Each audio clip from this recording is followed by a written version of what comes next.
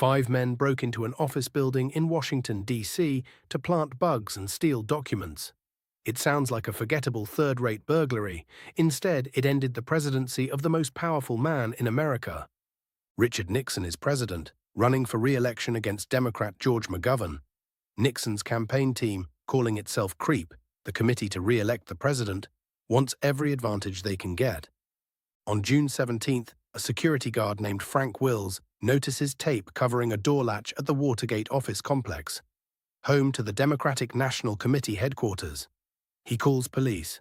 5 men are arrested inside, wearing suits, carrying surveillance equipment, and sequentially numbered $100 bills. 2 young reporters at the Washington Post, Bob Woodward and Carl Bernstein, start digging. They trace those $100 bills back to Nixon's re-election campaign.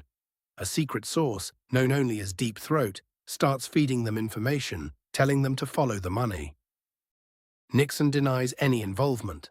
Publicly, his press secretary calls it a third-rate burglary.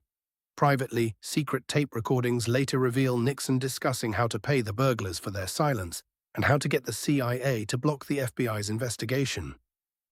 By 1973, a Senate committee is holding televised hearings. Millions of Americans watch live as former White House aides testify under oath, revealing the break-in was just one piece of a much bigger pattern of spying, sabotage, and dirty tricks against political opponents. It turns out Nixon secretly recorded almost everything said in the Oval Office.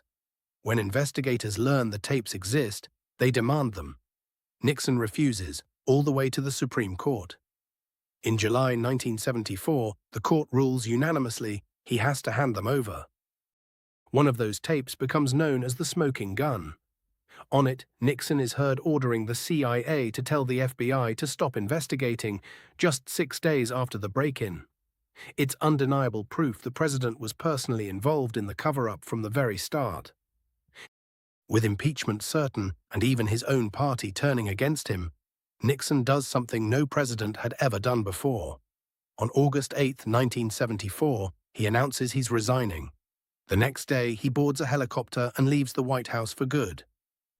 Nixon is the only U.S. president to ever resign. Dozens of his aides and campaign officials are convicted and sent to prison. And a month after taking office, the new president, Gerald Ford, gives Nixon a full pardon, meaning he never faces criminal charges himself.